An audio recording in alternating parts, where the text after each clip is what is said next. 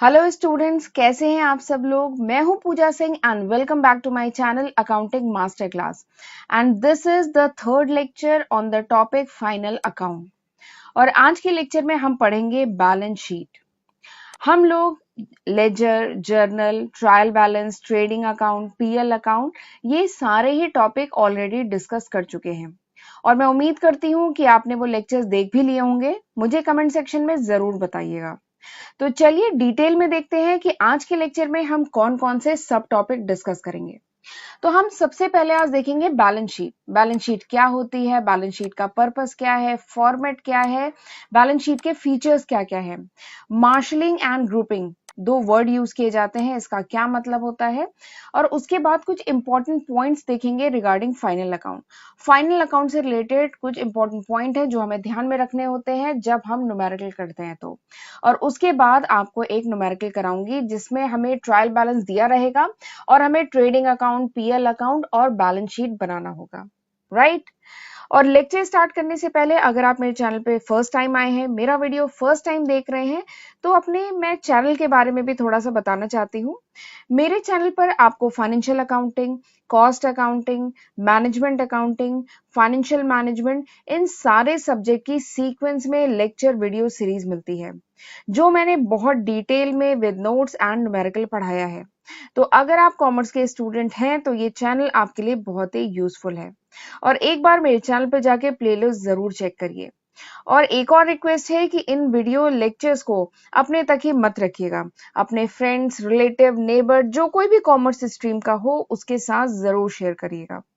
और अगर ये वीडियो यूजफुल लगे तो वीडियो को लाइक करना और मुझे कमेंट सेक्शन में जरूर बताइएगा। और अगर अभी तक आपने मेरे चैनल को नहीं सब्सक्राइब किया है तो जल्दी से सब्सक्राइब कर लीजिए, नोटिफिकेशन बेल भी प्रेस कर लीजिए so that you get the notification of my upcoming videos, right. तो फिर चलिए अब हम अपना लेक्चर आज का स्टार्ट करते हैं। Balance sheet. तो बैलेंस शीट क्या होती है? तो balance sheet is an statement. Balance sheet क्या है? ये एक स्टेटमेंट है जिसमें हम रिकॉर्ड करते हैं ऑर्गेनाइजेशन के एसेट्स एंड लायबिलिटीज को at a certain date, at a particular date. ठीक है, किसी पर्टिकुलर तारीख को, जनरली फाइनेंशियल ईयर के एंड पे या सेमी एनुअली, ठीक है, किसी क्वार्टर के एंड में ऑर्गेनाइजेशन के कितने एसेट थे, कौन कौन से एसेट थे, कौन कौन सी लाइबिलिटीज थी, उनको सिस्टमैटिक वे में रिकॉर्ड करके एक स्टेटमेंट बनाया जाता है जिसको हम कहते हैं बैलेंस शीट। ठीक है, तो बैलेंस शीट क्या है? Balance sheet is an statement which set out the asset and liability of a firm at a particular date. किसी पर्टिकुलर तारीख पर फाइनेंशियल ईयर के एंड में ऑर्गेनाइजेशन के जो एसेट एंड लाइबिलिटी है इनको सिस्टमैटिक वे में रिकॉर्ड करके जो स्टेटमेंट बनाया जाता है that is called balance sheet. इसको बैलेंस शीट कहते हैं। ठीक है, एक खास बात है, बैलेंस शीट एक पर्टिकुलर तारीख की होती है। अभी तक हमने पीएल अकाउंट, ट्रेडिंग अकाउंट पढ़ा था, वो क्या था? एक ड्यूरेशन का था, एक पीरियड का था। ठीक है, आपने देखा था ट्रेडिंग अकाउंट के ऊपर हम क्या लिखते थे? फॉर द ईयर एंडेड 31 मार्च 2021, या जो कोई भी है, जिस भी पीरियड के एंड में हम बना रहे हैं, हम पर्टिकुलर ड्यूरेशन के लिए बनाते थे ट्रेडिंग अकाउंट, पीएल अकाउंट।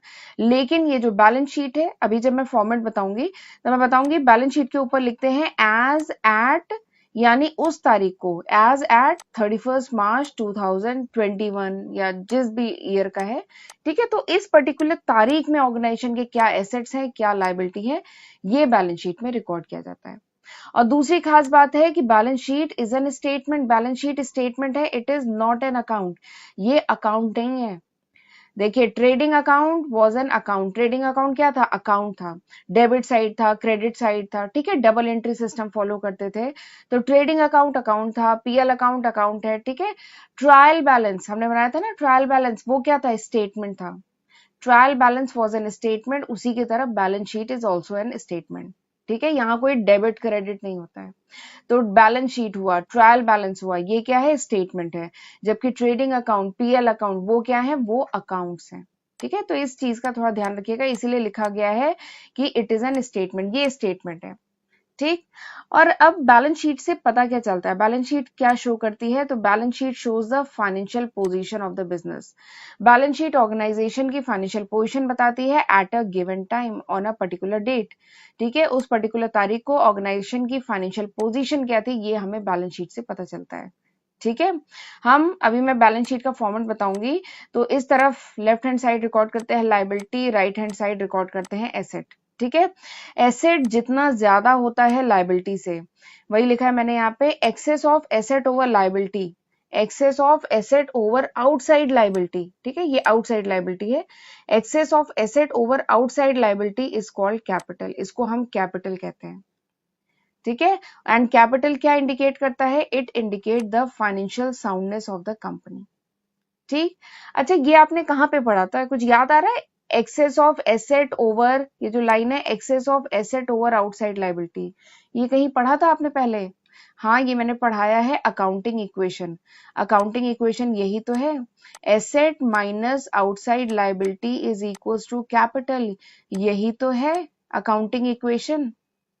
ठीक है, तो वही लिखा है, excess of asset over outside liability is the capital of the organisation, वो कैपिटल होता है। ठीक है, और यही है अकाउंटिंग इक्वेशन। इस पे मेरी एक सेपरेट वीडियो है, आप एक बार, वहां मैंने डिटेल में अकाउंटिंग इक्वेशन पढ़ाया है, आप देख सकते हैं। ठीक है, तो जितना एसेट ज्यादा होता है आउटसाइड लायबिलिटी से, उसको हम कैपिटल कहते हैं। कैपिटल से ऑर्गेनाइजेशन की फाइनेंशियल साउंडनेस पता चलती है। ठीक है, और ये जो बैलेंस शीट है, it is prepared from real account and personal account. Balance sheet में हम रियल अकाउंट और पर्सनल अकाउंट को रिकॉर्ड करते हैं, ये खास बात है। मैंने बताया था अकाउंट 3 टाइप के होते हैं, कौन कौन से? Real account, personal account and nominal account. Nominal account जो खर्चे और इनकम से रिलेटेड होते हैं। ठीक है, इनको हम कहाँ रिकॉर्ड करते हैं? PL account and trading account में रिकॉर्ड करते हैं। और जो real account and personal account है, इनको कहाँ रिकॉर्ड करते हैं? इनको हम बैलेंस शीट में रिकॉर्ड करते हैं। तो ये खास बात है, थोड़ा सा ध्यान रखिएगा। नेक्स्ट है debit and credit balance of those ledger account which are not close by transfer to trading and PL account. वो लेजर अकाउंट जिनका डेबिट और क्रेडिट बैलेंस, जिनको बैलेंस करके ट्रेडिंग एंड पीएल अकाउंट में नहीं ट्रांसफर किया गया, उन सबको कहाँ रिकॉर्ड किया जाता है? उनको बैलेंस शीट में रिकॉर्ड किया जाता है। ठीक है, चलिए आगे बढ़ते हैं, देखते हैं कि पर्पस क्या होता है बैलेंस शीट का। बैलेंस शीट क्यों बनाई जाती है, क्या पर्पस है, क्या ऑब्जेक्टिव है, क्या जरूरत है बैलेंस शीट बनाने की।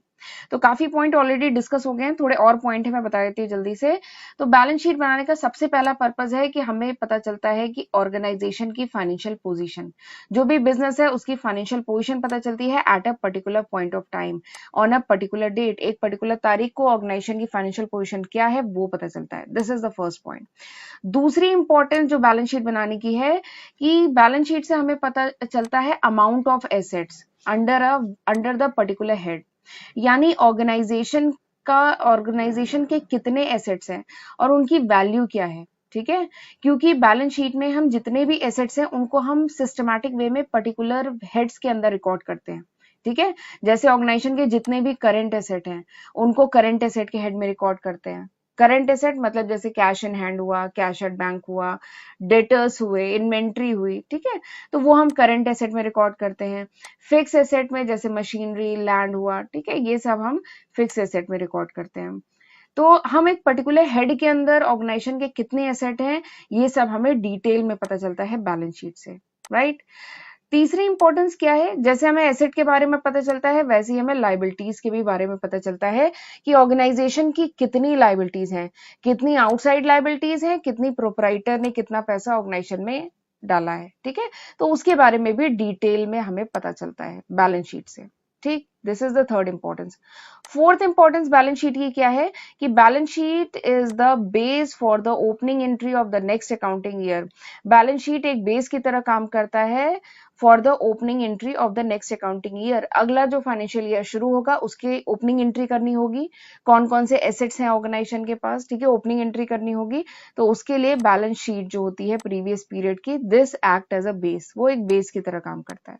ठीक, अगली और एक और इम्पॉर्टेंट यूजफुलनेस बैलेंस शीट की ये है कि बैलेंस शीट से ये पता चलता है कि whether the firm is solvent और नॉट, ये जो फर्म है ये सॉल्वेंट है कि नहीं है।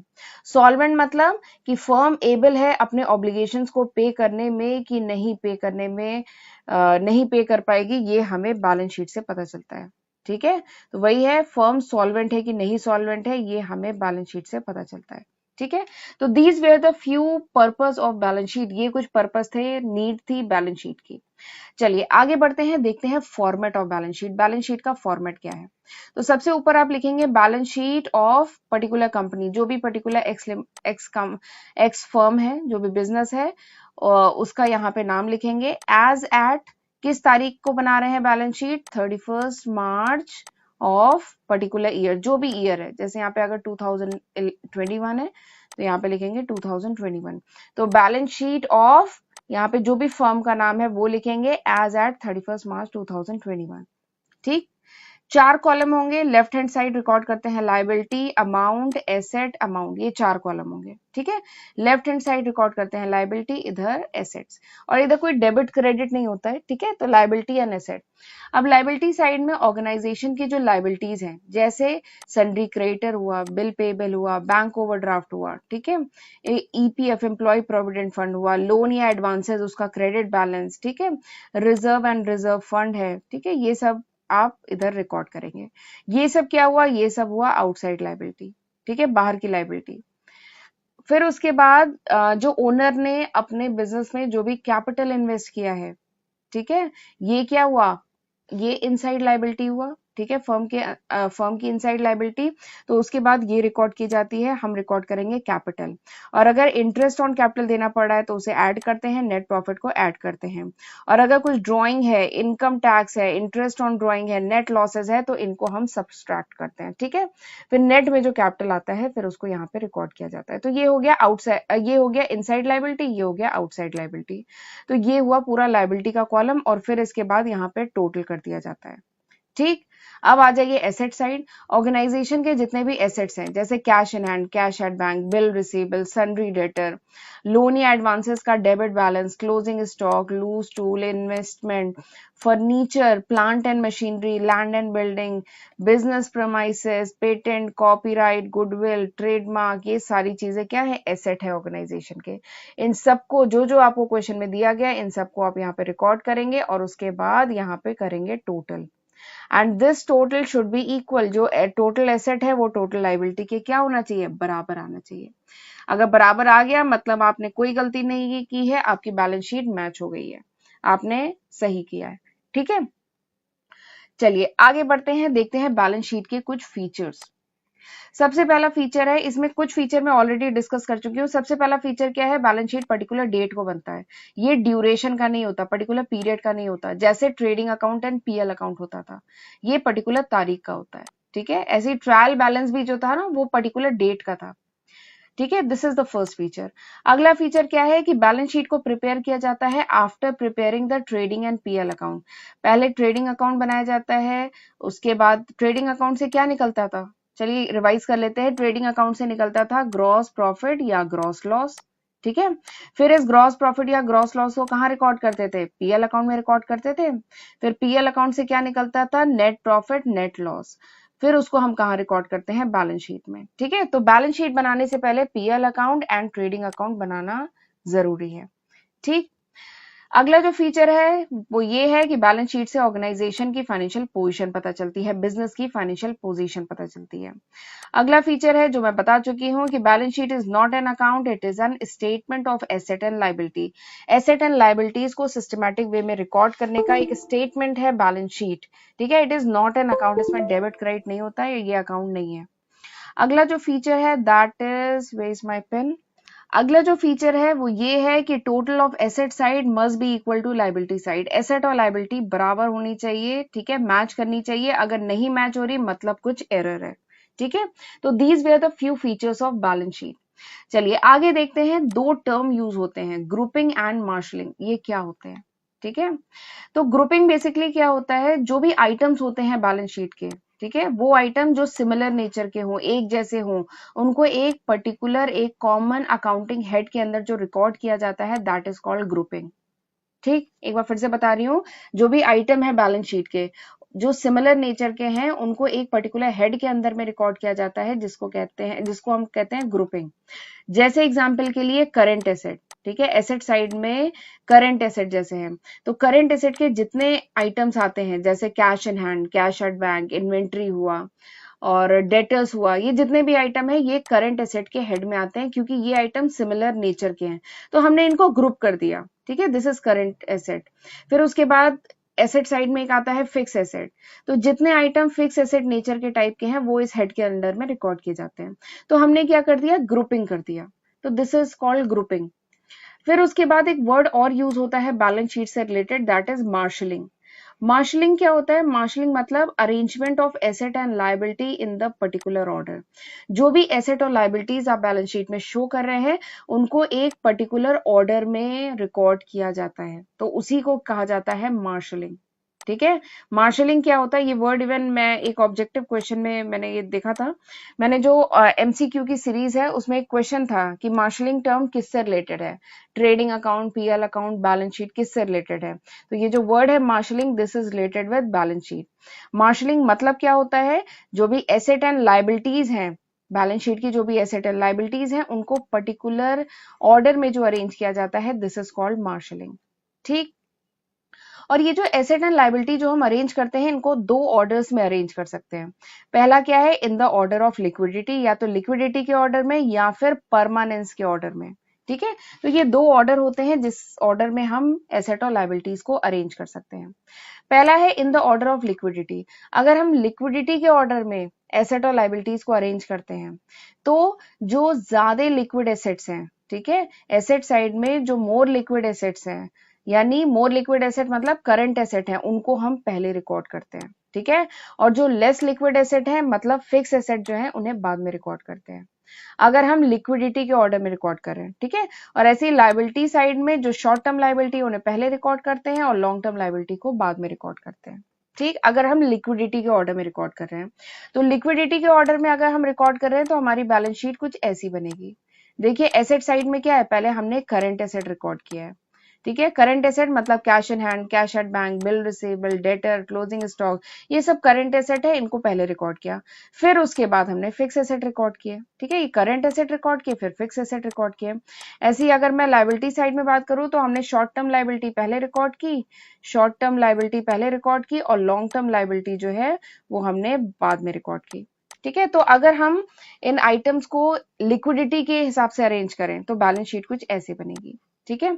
और अगर हम दूसरा ऑर्डर क्या है, दूसरा तरीका है इन द ऑर्डर ऑफ परमानेंस, यानी परमानेंस के बेसिस पे, यानी वो जो एसेट्स हैं वो ऑर्गेनाइजेशन में मतलब कितना परमानेंटली यूज हो रहे हैं, ठीक है। वही मैंने यहाँ पे लिखा है the assets which are to be use permanently, यानी वो एसेट जो ऑर्गेनाइजेशन में परमानेंटली यूज होंगे, जो बेचने के पर्पज से नहीं रखे गए हैं उनको पहले रिकॉर्ड किया जाएगा, ठीक है। जस्ट अपोजिट, पहले वाले का जस्ट अपोजिट, परमानेंस में जो परमानेंट एसेट्स हैं उन्हें पहले रिकॉर्ड करो और लिक्विड एसेट्स को बाद में रिकॉर्ड किया जाता है। और ऐसे ही लायबिलिटी में वो लायबिलिटीज जो परमानेंट है, बिजनेस में लंबे समय तक जाने वाली है, जैसे कैपिटल है, ठीक है। लॉन्ग टर्म लायबिलिटी है उसको हम पहले रिकॉर्ड करेंगे और शॉर्ट टर्म लायबिलिटी को बाद में रिकॉर्ड करेंगे, ठीक है। तो जैसे आपने बैलेंस शीट बनाई थी पिछली, एकदम जस्ट अपोजिट होगा यहाँ पे। देखिए फिक्स एसेट पहले रिकॉर्ड करेंगे, करंट एसेट बाद में रिकॉर्ड करेंगे। ऐसे ही यहाँ पे कैपिटल पहले रिकॉर्ड किया फिर शॉर्ट टर्म लायबिलिटी बाद में रिकॉर्ड किया। तो ये this is the format of balance sheet when items are arrange in the order of permanence. अगर परमानेंस के बेसिस पे आइटम को अरेंज करेंगे तो ऐसे बैलेंस शीट बनेगी, ठीक है।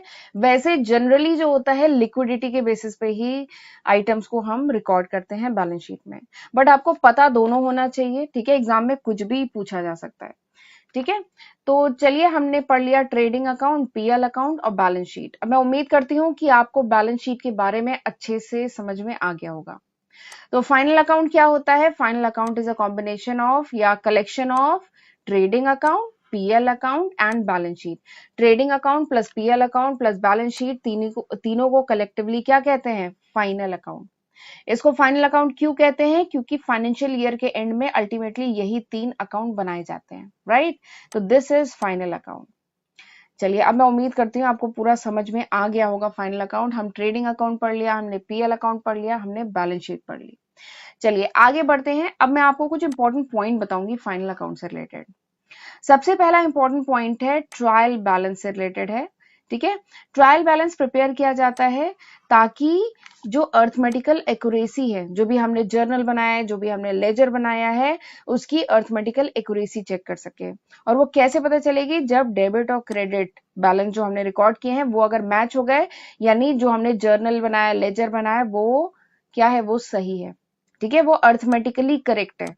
ठीक है, उसमें कोई कैलकुलेशन मिस्टेक नहीं है। ये हमें ट्रायल बैलेंस से पता चलता है।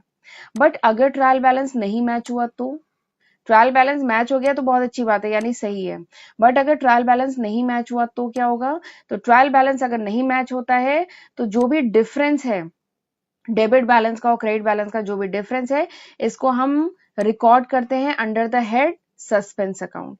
इसको हम सस्पेंस अकाउंट जो हेड है उसके सस्पेंस अकाउंट जो है उसके अंडर में रिकॉर्ड करते हैं। जो भी डिफरेंस आता है डेबिट बैलेंस और क्रेडिट बैलेंस का, जो भी डिफरेंस है उसे सस्पेंस अकाउंट में रिकॉर्ड करते हैं। और सस्पेंस अकाउंट किस साइड रिकॉर्ड करेंगे? इसका अमाउंट किस साइड रखेंगे? जिस तरफ अमाउंट कम है। ठीक है, ताकि दोनों डेबिट बैलेंस और क्रेडिट बैलेंस इक्वल हो जाए। ठीक है, और ये जो सस्पेंस अकाउंट है, यानी सस्पेंस अकाउंट का डेबिट बैलेंस भी हो सकता है, क्रेडिट बैलेंस भी हो सकता है, कुछ भी हो सकता है ना। तो उसी के अकॉर्डिंग फिर सस्पेंस अकाउंट को हम बैलेंस शीट में एसेट साइड या लायबिलिटी साइड अकॉर्डिंगली हम रिकॉर्ड करते हैं। ठीक है, तो this is one important point about trial balance. कि ट्रायल बैलेंस मैच हो गया तो बहुत अच्छी बात, बट नहीं मैच हुआ तो हम इंट्रोड्यूस करते हैं सस्पेंस अकाउंट। सस्पेंस अकाउंट में हम डिफरेंस डालते हैं।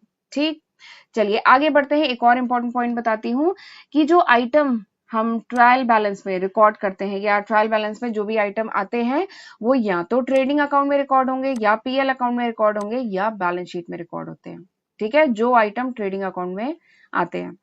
और जो आइटम ट्रेडिंग अकाउंट के आउटसाइड हम अपीयर होते हैं, ठीक है, वो आइटम जो ट्रेडिंग अकाउंट के बाहर रिकॉर्ड किए जाते हैं, ठीक है, वो आइटम, खास बात है ये पॉइंट, वो आइटम दो जगह रिकॉर्ड किए जाते हैं। देखिए मैंने लिखा है item appearing outside the trial balance. वो आइटम जो ट्रायल बैलेंस के बाहर अपीयर होते हैं उन्हें दो जगह रिकॉर्ड किया जाता है। एक तो ट्रेडिंग या पीएल अकाउंट में, इन दोनों में से किसी एक जगह रिकॉर्ड किया जाता है, एंड एक बैलेंस शीट में रिकॉर्ड किया जाता है। Why? Because of the dual aspect concept. आपने डुअल एस्पेक्ट कॉन्सेप्ट पढ़ा था, उसके कारण जो आइटम ट्रायल बैलेंस के बाहर अपीयर होते हैं, ठीक है, उन्हें हम दो जगह रिकॉर्ड करते हैं। ठीक, लास्ट लेक्चर में मैंने एक न्यूमेरिकल कराया था जिसमें क्लोजिंग स्टॉक आपने देखा होगा। ट्रायल बैलेंस में क्लोजिंग स्टॉक ट्रायल बैलेंस के बाहर अपीयर हो रहा था। ठीक है, तो इसीलिए क्लोजिंग स्टॉक को कहाँ रिकॉर्ड किया जाता है? क्लोजिंग स्टॉक को credit side of trading account के क्रेडिट साइड में भी रिकॉर्ड किया था, और closing stock is the asset, ये एसेट है तो asset side of balance sheet भी रिकॉर्ड किया जाता है। तो अगर क्लोजिंग स्टॉक ट्रायल बैलेंस के बाहर अपीयर होता है तो इसको इन दो जगह पे रिकॉर्ड करते हैं, एक ट्रेडिंग अकाउंट में और एक बैलेंस शीट में। तो ये भी एक इंपॉर्टेंट पॉइंट है, इसे ध्यान में रखिएगा। चलिए अगला पॉइंट बताती हूँ कि जितने भी आइटम है, ठीक है, देखिए लिखा है it should be determined whether item on credit side of trial balance are income, liability और कैपिटल। ये जो ट्रायल बैलेंस जो आप बनाते हैं उसके क्रेडिट साइड में, ठीक है, ट्रायल बैलेंस के क्रेडिट साइड में जितने भी आइटम है वो या तो इनकम होंगे या लायबिलिटी होगा या कैपिटल होगा। ठीक है, अगर वो इनकम फ्रॉम बिजनेस है, यानी मेन बिजनेस से रिलेटेड वो इनकम है, तो आप कहाँ रिकॉर्ड करेंगे बताइए? अगर वो मेन बिजनेस से रिलेटेड इनकम है तो हम उसको रिकॉर्ड करते हैं ट्रेडिंग अकाउंट में, credit side of trading account. और अगर वो अदर इनकम होती है तो हम कहाँ रिकॉर्ड करते हैं? PL account. ठीक है, और अगर वो लायबिलिटी है तो हम कहाँ रिकॉर्ड करते हैं? On the liability side of balance sheet.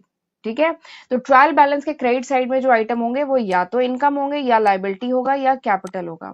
तो अगर इनकम डायरेक्ट इनकम है, वैसे भी हम पढ़ चुके हैं, ट्रेडिंग अकाउंट में हम डायरेक्ट खर्चे, डायरेक्ट इनकम रिकॉर्ड करते हैं, और पीएल अकाउंट में इनडायरेक्ट खर्चे, इनडायरेक्ट इनकम रिकॉर्ड करते हैं। तो अगर इनकम फ्रॉम बिजनेस है तो ट्रेडिंग अकाउंट, अदर इनकम है तो पीएल अकाउंट, और अगर लायबिलिटी या कैपिटल है तो बैलेंस शीट। ठीक, फिर उसके बाद अगला पॉइंट क्या है कि वो item debit side of trial balance के डेबिट साइड में जो आइटम है वो या तो डायरेक्ट एक्सपेंस होंगे या इनडायरेक्ट एक्सपेंस होंगे या एसेट होंगे। ट्रायल बैलेंस के डेबिट साइड में जो आइटम होंगे वो या तो डायरेक्ट खर्चे होंगे या इनडायरेक्ट खर्चे होंगे या एसेट्स होंगे। तो अगर वो डायरेक्ट एक्सपेंस है तो ट्रेडिंग अकाउंट में रिकॉर्ड किया जाता है, इनडायरेक्ट एक्सपेंस है तो पीएल अकाउंट में रिकॉर्ड किया जाता है, और अगर एसेट्स हैं तो उन्हें asset side of balance sheet में रिकॉर्ड किया जाता है। ठीक है। तो इस तरीके से जितने भी आइटम है ट्रायल बैलेंस के, उन सबको इन 3 अकाउंट में रिकॉर्ड किया जाता है। 3 अकाउंट नहीं, 2 अकाउंट और एक स्टेटमेंट, इनमें रिकॉर्ड किया जाता है। ठीक है, तो ये 5th और 6th पॉइंट भी बहुत इंपॉर्टेंट है, इसको ध्यान में रखिएगा। चलिए आगे बढ़ते हैं। ये न्यूमेरिकल मुझे कराना है, बट मैं सोच रही हूँ कि ये जो न्यूमेरिकल है ये मैं नेक्स्ट लेक्चर में कराती हूँ, क्योंकि ये लेक्चर ऑलरेडी काफी लंबा हो गया है। तो इस लेक्चर को मैं यहीं पे वाइंड अप करती हूँ। मिलते हैं हम अगले लेक्चर में, जिसमें हम करेंगे ये न्यूमेरिकल जो अभी आपको स्क्रीन पे दिख रहा है। This is a numerical on final account, जिसमें हमें trading account, PL account, balance sheet बनाना है, और ये ट्रायल बैलेंस आपको क्वेश्चन में दिया गया है। ठीक है, तो ये न्यूमेरिकल जो है ये मैं अगले लेक्चर में कराती हूँ। ठीक, तो चलिए, thank you. So this was all about this lecture. तो मिलते हैं हम अगले लेक्चर में, तब तक अपना ध्यान रखिए। God bless you.